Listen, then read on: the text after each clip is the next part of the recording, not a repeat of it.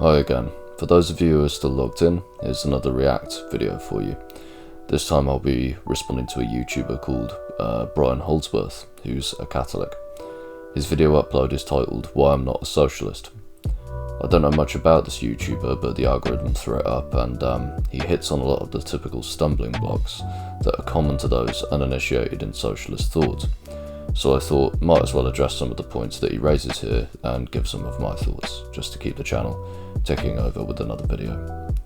I was actually raised as a Christian, and the synthesis of socialist and Christian thought has fascinated me for a while now, and I often find myself dipping in and out of both Marxist theory and the Bible during my reading time, so it seemed like an appropriate video to react to. The famous quote that came to mind whilst I was writing the script for this was from Helder Camara, who was a socialist and Catholic who served as an archbishop in northeastern Brazil back in the 80s. The quote is as follows, quote, "When I give food to the poor, they call me a saint. When I ask why they are poor, they call me a communist," end quote. I think it's a good quote to have in mind as we're just listening to what Brian Holdsworth has to say. So let's dive right in. Here we go.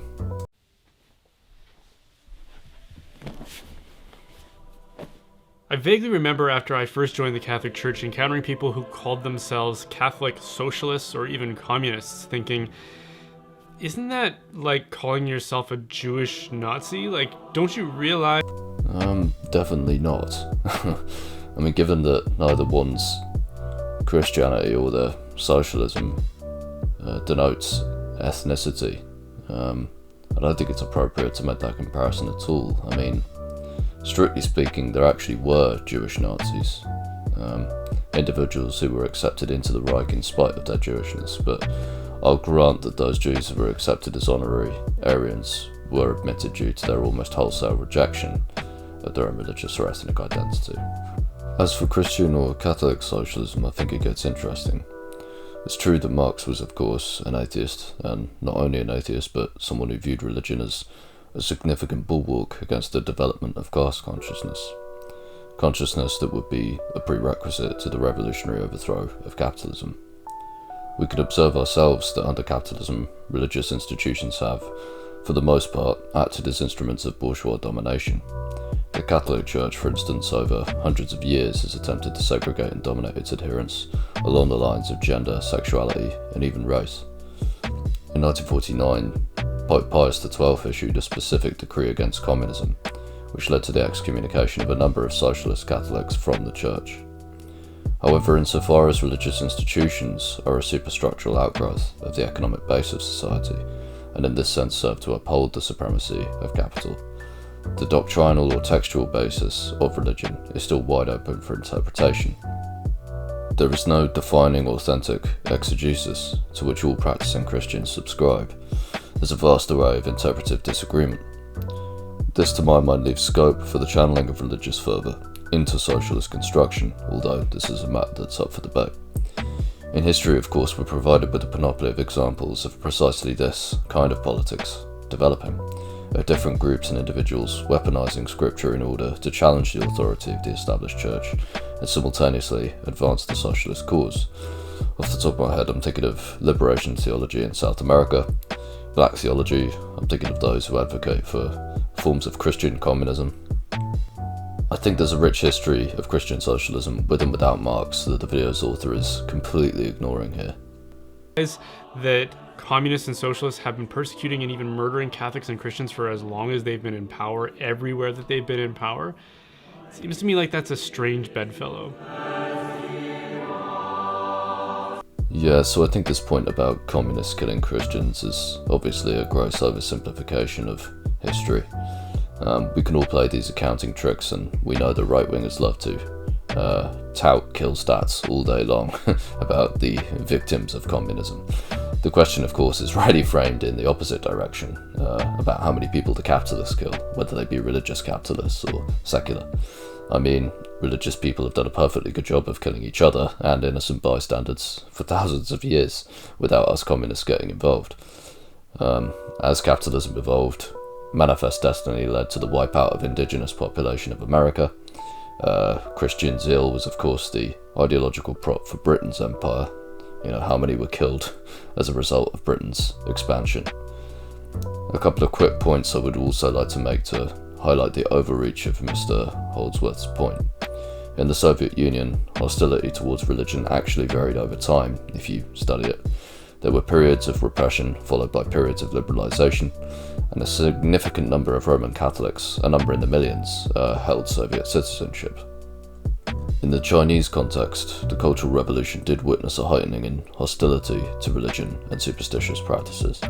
However, for the majority of the Mao era, and indeed continuing into today, religious practice was and is regulated, yes, to a greater degree than in Western society, but not into anything close to extinction. Chinese citizens today can join the Chinese Patriotic Catholic Association after the age of 18.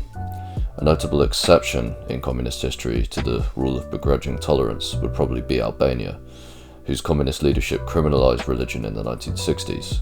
My personal take would be excessive religious suppression was one of the great failings of 20th century socialist experiments.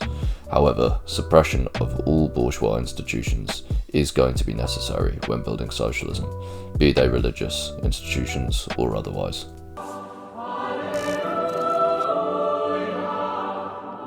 If you surveyed the world that Karl Marx, the founder of Marxist socialism, lived in, it would be easy to detect the disparity that he railed against. The stratification of society into classes was fairly obvious and in many respects institutional. And in the case of Europe, it was still very much a Christian continent, which meant that everybody was familiar with Jesus' teachings about taking care of the least and the last. So the fact that so many people went without the material well-being that they needed was an easy sore spot for would-be revolutionaries to level accusations at. In part here, I think the video's author is correct. Both 19th century Britain and the US played host to some of the darkest emerging trends of the mutating capitalist system. Friedrich Engels, in Conditions of the Working Class in England, drew the attention of the reader towards the squalor in Manchester's working class quarters, and in Capital Volume 1, Marx illustrates, through factory reports, the immiseration of work in factories and potteries as capitalists converged ever more on workers' time in the pursuit of profit. The stratification of society into classes was indeed highly visible to Marx's contemporaries, but let's think here about what Mr. Holdsworth is trying to say. He's firstly implying that because class is less visible, it now matters less as a mode of analysis. Of course, this is flatly false. One of capitalism's great triumphs was, in fact, that it was able to, as an economic system, better disguise the exploitation of workers than the previous feudal system was. There's no geographic or physical separation of necessary and surplus labour time under capitalism, which of course can mean that exploitation is rendered less visible. This does not mean that exploitation was abolished with the advent of capitalism. Quite the opposite. What Marx's analysis demonstrates to us is that capitalism can often tend towards an increased rate of exploitation. I guess the point I'm trying to make is just because you don't perceive something to be happening doesn't mean that it actually isn't happening. And Marx, as well as every socialist apologist since, have called for what seems like an obvious solution. For them, the problems that afflict society are merely mathematical. The fact that some people don't have their basic needs met isn't because there isn't enough wealth and resources to go around. It's because some people have far more than they need. And that's true. So for Marx, the solution was simple. We just need to balance the equation. If X equals all the wealth and resources that are generated by society, and Y equals all the people who need those wealth and resources, and X is greater than or equal to Y, then all we need to do is equally distribute X to Y. Now here's where the video starts to stray off into clown world territory. This is of course a ridiculous and gross vulgarization of Marx's worldview. It's interesting that the video's narrator has in his previous thoughts stressed the importance of class to Marx's analysis, and yet in this childish graphic he's illustrating here, Marx's class analysis is totally disregarded in favour of a redistributive equation, if you can even call it that. The problem with this line of thinking, and admittedly this incorrect formulation is one that has been widely adopted by, for instance, the UK left, the problem is that it is on one level fetishistic. The tendency towards inequality in society is a grim symptom of the predominant capitalist mode of production, and as Marx points out in Critique of the Gotha programme, Vulgar socialism has taken over from the bourgeois economists the consideration and treatment of distribution as independent of the mode of production, and hence the presentation of socialism as turning principally on distribution. After the real relation has long been made clear, why retrogress again? To overemphasize the importance of distribution under capitalism, as opposed to our relationship to the means of production under capitalism, is typical of the social democrat. But we're socialists, and therefore Mr. Holdsworth should dismantle this straw man and engage with us and Marx directly. It's clear, what, a couple minutes into the video, that our friend hasn't bothered to engage at all with the tradition that he's so openly denigrating. The problem is, the reason some people have more than they need and some people have less than they need isn't because we're bad at math, and it isn't necessarily because our political systems are inept, even if they are. The problem that Marx completely overlooks is that the hearts of men are easily corrupted, as Galadriel recites in the opening to the Fellowship of the Ring. Wealth, honor, and power are among the greatest temptations that we face. And when they come within our grasp, we are confronted with a profoundly moral choice, which is to either keep it all for ourselves, the wrong one, or to find some way to see that it is distributed through an economic means to the community and among those who are willing to work towards its cultivation. That's the right one. So, we've got the human nature argument revamped. Great, there we go. So our enlightened narrator here draws on the Tolkien universe in order to reappropriate this argument. I think that's a strangely apt reference, actually, as Tolkien himself was consistently at pains when questioned to stress that events that took place in Middle-earth were above and beyond the realm of politics and economics. Any allegorical meaning that Tolkien was seeking to convey was purely moral in nature. Tolkien, of course, was operating in the fantasy genre, so maybe we can excuse him abstracting from the grubby materiality of planet Earth. We can't, unfortunately, afford Mr. Holdsworth the same privilege when he tries to pull a similar trick here. The narrator attempts to state that irrespective of the political system in place, human nature will always be corrupted. He's drawing, of course, from Catholic teaching, in which mankind is fallen and irredeemable. Therefore, for Mr. Holdsworth, irrespective of the mode of production and superstructure of society, be these elements capitalist or socialist, moral frailty will always be to blame for society's woes. Now, let's leave aside the inherent despondency of this claim, which is, ultimately, let's face it, a call to inertia and inaction, and let's briefly wrestle with human nature from a Marxist perspective. John Bellamy Foster writes of Marx's view that, quote, human beings did not consist of some fixed human nature residing in each individual, but rather, as he was to argue later, all of human history was nothing but the development of human nature through social intercourse, end quote. This appears to be confirmed by Marx himself, who in his thesis on Feuerbach writes that, quote, the human essence is no abstraction inherent in each single individual. In its reality, it is the ensemble of the social relations, end quote. So human nature is, according to most Marxists, a culmination of the social relations between people. It's historically and spatially conditioned and subject to evolutionary changes in production. How can we think about this in relation to Mr. Holdsworth's contention?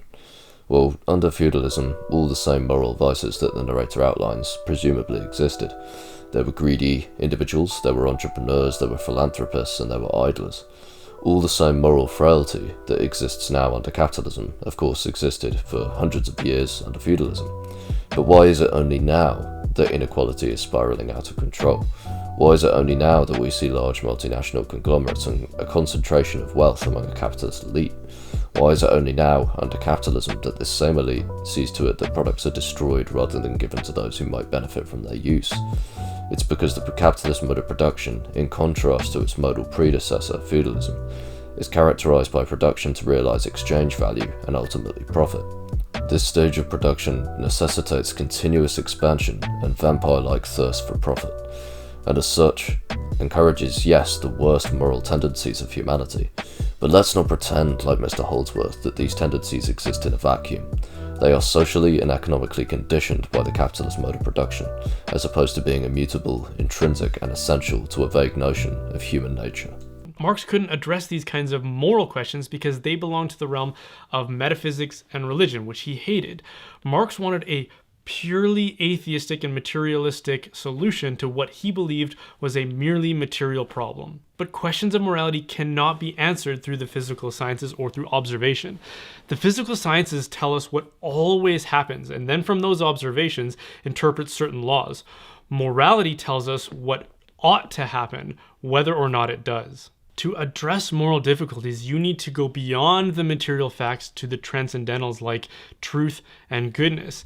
And at that point, you come up to the fringes of religion, and in so doing, concede the fact that when we use words like reality, we're describing a lot more than just the material facts. So, the video's narrator seems to be touching here on a fundamental philosophical distinction that separates Marx and Engels from their idealist predecessors in the philosophical tradition. Chris Harman writes that, quote, Marx saw what is of cardinal importance is not the personal behaviour of the individual, but the struggle between social forces, not personal morality, but the fight to establish the good society. And in that struggle, the language of moralism was all too often the language used by the ruling class in order to constrain those who opposed it, end quote. So we're thinking again here of morality not as something independent of material reality, but something which is historically and socially conditioned, although crucially within limits imposed by our biology and psychology. We can tie this thought to Marx's incendiary disavowal of philosophical metaphysics. M.G. Kalin writes that, quote, that the metaphysician has the leisure to speculate, to master the abstruse jargon of his enterprise, to attend more closely to the history of ideas than that of labour, all indicate the distance between him and the social reality that supports his speculation. The social privilege of the metaphysician, his removal from and immunity to the hassle of life near the bottom of the social ladder, accounts for his proclivity to oversimplify and reduce phenomena in his search for their single metaphysical basis. Marx puts the point as follows, quote, we have shown that exclusive systematic occupation with these thoughts on the part of ideologists and philosophers, and hence the systematization of these thoughts, is a consequence of division of labour, and that in particular, German philosophy is a consequence of German petty bourgeois conditions, end quote. Remember that Marx is primarily concerned with social relations and what commands these forces. Morality then, or as Mr. Holdsworth describes it as what ought to happen, is not an unimportant or non-existent matter, but one that is shaped by the societal mode of production. That's why the prevailing morality in the 21st century West is hyper-individualized and productivity-focused. It is a capitalist morality that dons the clothes of an abstract human nature and emerges from the social relations that exist under capitalism. The metaphysicians, in over-concerning themselves with abstract concepts such as being, knowing, and space, paid little heed to the material reality that gave rise to their philosophical tradition, or indeed their own privilege. They talked about the world, but the point, of course, is to change it. That was, in a way, Marx's great contribution. To take ideas previously confined to an abstract world of ideas and apply them to a material reality, thus providing the basis for a new emancipatory politics. So for Marx and his advocates, their mathematical solution has always been the same. All you need to do is create a political and economic system that will confiscate all the wealth that is generated and then redistribute it according to the values of X and Y, and then no one will ever go hungry or homeless again. For the reasons already outlined, this is not what the aim of socialists is or was. The narrator is again straw-manning socialists by highlighting the distributionist fetish of the social democrat, so I'll just leave this be. But in every attempt to implement this so-called mathematical solution, that hasn't been the case. Instead, what we've gotten is oppression, fanaticism, starvation, and murder on a mass scale, and as well as a complete disregard for the dignity and individual rights of each citizen. Oh dear, oh dear, oh dear. Citation fucking needed. The ease and confidence with which these sort of bourgeois tropes are disseminated is really something to behold. The narrator's description of those actually existing socialist experiments is nonsensical, in a word. For those of you who may not be in the know, I'd advise you to take a look at Cereseto and Waitzkin's Economic Development, Political System and Physical Quality of Life, which demonstrates the superiority of socialist countries in living standards against capitalist countries. Please, I implore you, go and have a look. the advances in physical quality of life, even in those socialist countries with underdeveloped productive forces, is acknowledged by the study's authors. Here's a quote. In the less developed countries, the differences in physical quality of life between the capitalist and socialist systems are profound. There, the options in public health and education that a socialist political economic system provides seem to overcome some of the grueling deprivations of poverty." End quote. The study concludes with reference to all countries that, quote, "countries with socialist political systems can make great strides towards meeting basic human needs, even without extensive economic resources. Where much of the world's population suffers from disease, early death, malnutrition, and illiteracy, these observations take on a meaning that go beyond cold statistics." End quote. So clearly, beyond the mainstream accounts, a real history of development, cultural, technological, medical, and otherwise, is there to be discovered by uncovering the true socialist history of the 20th century. The narrator alludes to the spectre of murder and violence that shrouds the socialist experiments in the USSR and the People's Republic of China. He provides no source material to back it up, but his thoughts are well grounded in the annals of propaganda, dating back to the initiation of Cold War hostilities between the First and Second Worlds. I demonstrated some of the unresolved issues in relation to Joseph Stalin's kill count in my previous Stalin video, and you can go and have a look at that one if you'd like. As far as the claims in relation to Mao's China ordinarily go, the Mao killed 100 gazillion type claims. These two are easily disprovable or challengeable with some quick research. The death toll wielded by bourgeois media is extracted from the period of the Great Leap Forwards. The present-day CPC has roundly assessed this attempt at fast-tracked industrialization to be a failure. Not because it didn't achieve any strategic goal, it did in fact successfully lay the foundations for Chinese industrialization. But the CPC questions it on the grounds that it did so at great human cost. Historians are in disagreement, both as to the death toll itself and as to whom the deaths are attributable. The typical bourgeois line holds that Mao himself was responsible for the millions of deaths. He was general secretary of the party that instituted the policies. Using an extreme form of logic, this could be construed as correct, so we'd have to take Mao as being a mass murderer. But let's try and apply this in the context of the capitalist world. Take for example the dissolution of the USSR and the establishing of the Russian Federation. The excess death toll during the time of capitalist restoration in the 1990s is estimated between 3 million and 7 million, according to the Lancet journal. Now these policies were instituted by a government led by Boris Yeltsin. Does this make Yeltsin a mass murderer? Are those who, for instance, died as a result of the Great Depression victims of Herbert Hoover and FDR? What about the millions who are suspected to have succumbed to COVID-19 in Modi's India? Do these stats make India's president a mass murderer too? More generally, do these failings in capitalist countries negate the same nation-state's achievements? Of course not. I could go on, but you begin to see the ridiculousness of this level of direct attribution when the tables are turned on the bourgeois historians. Let's place the failings of the Great Leap Forwards in the context of the broad tapestry of achievement realised on Mao's watch. Socialist Joseph Bull, referencing the death toll advocate Judith Bannister, writes that, quote, "One of the most prominent advocates of the massive death toll hypothesis has to admit the successes of the Mao era. She writes how in 1973-5, life expectancy in China was higher than in Africa, the Middle East, South Asia, and many countries in Latin America. In 1981, she co-wrote an article where she described the People's Republic of China as a superachiever in terms of mortality reduction, with life expectancy increasing by approximately 1.5 years per calendar year since the start of communist rule in 1949. Life expectancy increased from 35 in 1949, at the time of the revolution, to 65 in the 1970s, when Mao's rule came to an end." End quote. So why is that? I would say it's because of the inherent blind spot that both Marx and therefore socialism have always had for the frailty of our resolve to do the right thing. Humanity has always easily been tempted to greed, lust, gluttony, and pride, and we crave wealth, honor, and power for ourselves. As an atheist, Marx insisted on rejecting religious notions of humanity's fallen nature. Again, for him, this was a mere mathematical problem that required a mathematical solution to be systematically implemented. But the glitch in any system is going to be humanity's moral defects. So, our faithful narrator's just repeating himself here. We've already roundly debunked this line of thought, the human nature argument, from a Marxist perspective, so I'm not going to bother engaging with it again in the interest of time. In order to redistribute all the wealth, you have to invest and commission a minority of people to balance that equation out. And they will then gain access to all the wealth and therefore power, and then be entrusted to redistribute it.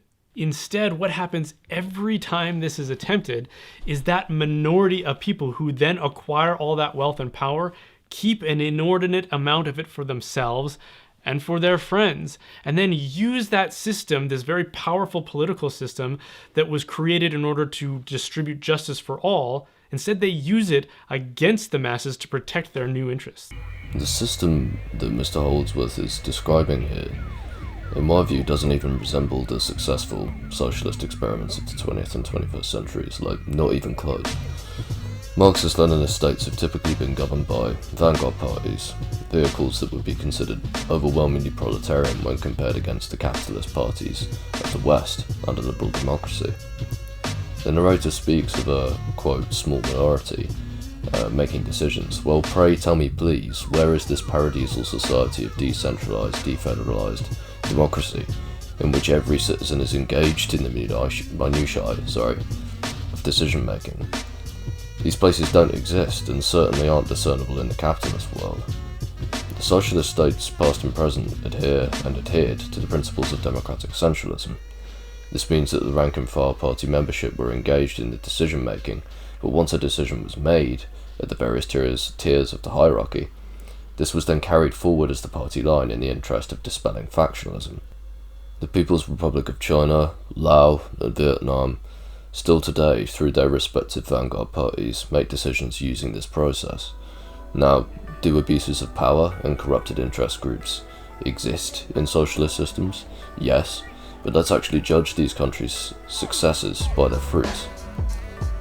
The narrator is flagrantly denying reality here. I mean, if power in socialist states is genuinely concentrated among a group of greedy misers, then why are socialist states better than capitalist nations at alleviating poverty?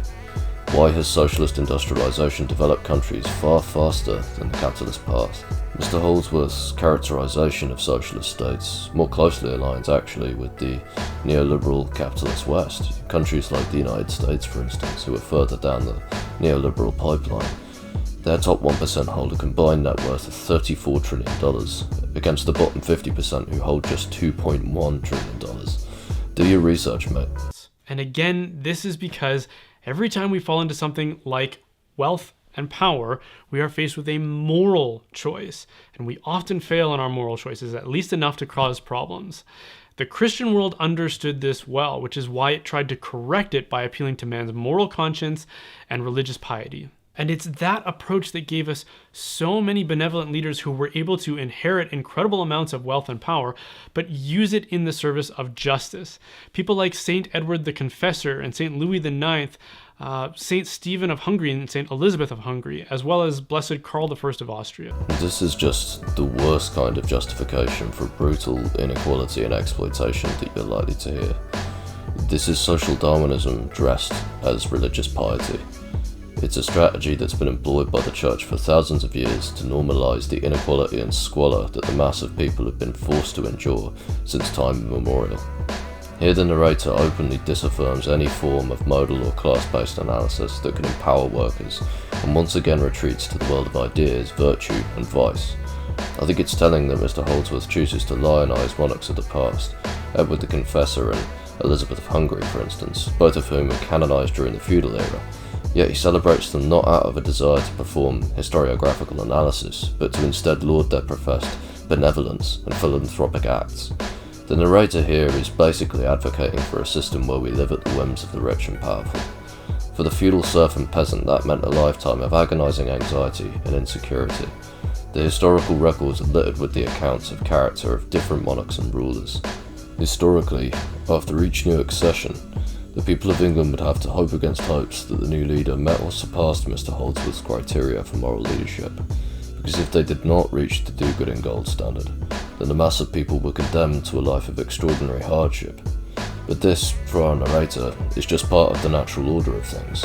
Tough luck. You just struggle to make the right choices, and so do you. You should just be grateful for what you get.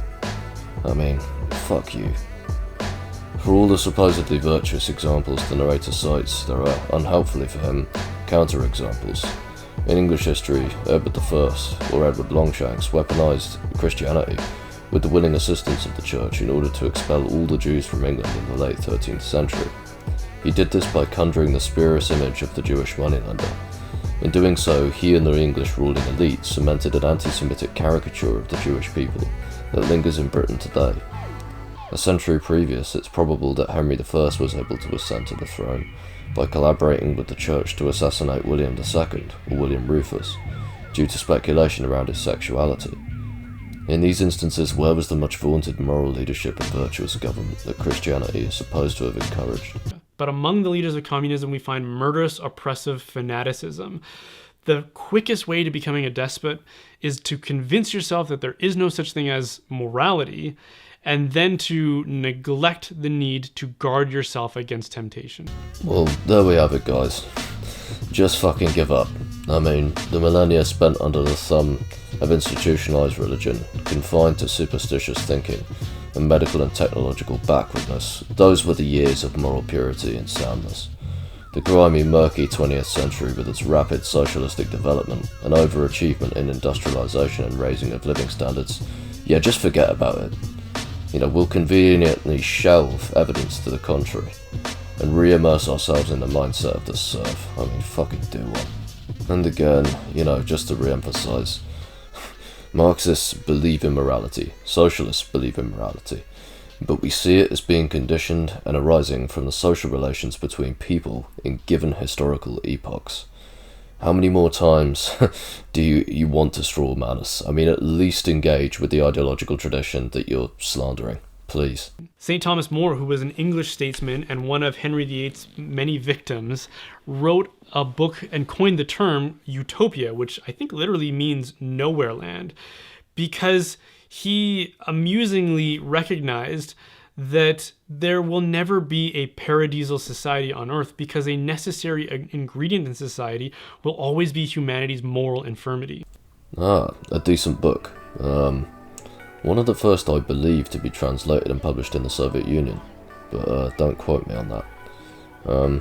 I've read More's Utopia, and it was hard going as it's written in archaic English, and I struggle with ordinary English sometimes. But the narrator's interpretation here is reductive and ill-conceived. More was far, far cleverer than this video's narrator, and he was using a satirical and ironic style in order to advocate ideas that directly contradicted the mainstream teachings of the institutional Catholic Church. More uses a dialogue between a fictionalized self and a character called Raphael Hythloday? Oh, don't quote me on that either, as a means to veil the radicalism of his text. In Utopia, More envisions a proto-communist society, with the abolition of private property as its basis. The academic Quentin Skinner has suggested that More may have written the text to argue that a perfect society could not exist with the legal recognition of private property. So quite a different interpretation from what Mr. Holdsworth has just given us. Of course, More maintains a satirical distance from the incendiary ideas in the book, but you'd have to be a total fucking idiot, or just intentionally obtuse to say that More was raising these ideas, only to totally disavow them as nonsensical.